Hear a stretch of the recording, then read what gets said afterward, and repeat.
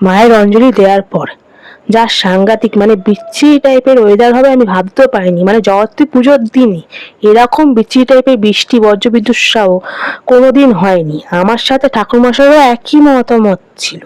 তারপরে এই প্যান্ডেল দেখতে পাচ্ছ কিরকম করেছে, মানে এই সাইডে আমি দাঁড়িয়েছিলাম থাকা সত্ত্বেও পুরো ভিজে গেছি।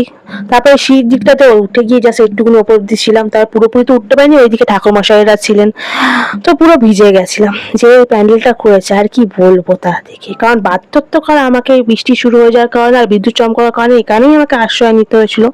তো কোথায় আর যেতে পারিনি, ছাতা তো আমি আনিনি, কারণ আমি ভেবেছিলাম বাড়ি থেকে বেশি দূর না, অঞ্জলি দিতে যাচ্ছি, কে আবার ছাতা নিয়ে বেরোবে। যাই হোক, আমি নিয়ে গেলেও কোনো লাভ হতো না, ভিজেও যেতাম, আর বিদ্যুৎ যা চমকেছিল বলার মতো নয়, পুরো ভিজে তো গেছি। দেখতে পাচ্ছ কেমন হাওয়া চলছে, ভালোই হাওয়াটা চলছিল। তো আমি ভাবলাম আর দেরি করে লাভ নেই, বৃষ্টি যখন থেমে গেছে আর বিদ্যুৎটাও চমকাচ্ছে না, তো বাড়ির দিকে রওনা দিই। মুখ চোখের অবস্থা এমনি খারাপ, তার উপরে এই বাজে ওয়েদার, আর তার সাথে একটা ভদ্রমহিলা আমার সাথে ছিল, তিনি কোশ্চেন অ্যান্সার করে আমার মাথা খেয়ে নিল। জানোই তো ভদ্রমহিলারা থাকলে কি হয়, বক বক করে মাথা খেয়ে নিচ্ছ। তাই ভাবলাম বাড়ির দিকে পালাই আমি ভাই।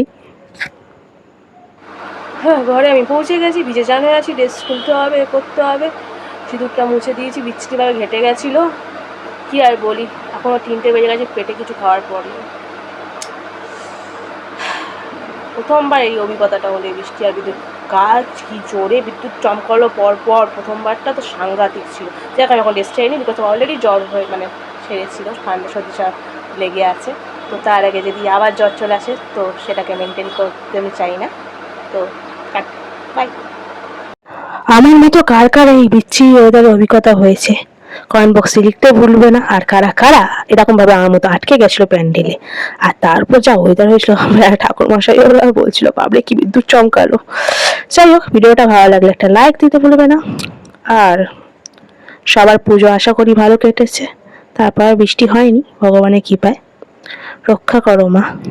এবার আমি চলি, পরে আবার দেখাবো কোনো এক নতুন ভিডিও নিয়ে। সবাই সুস্থ থাকো, ভালো থাকো।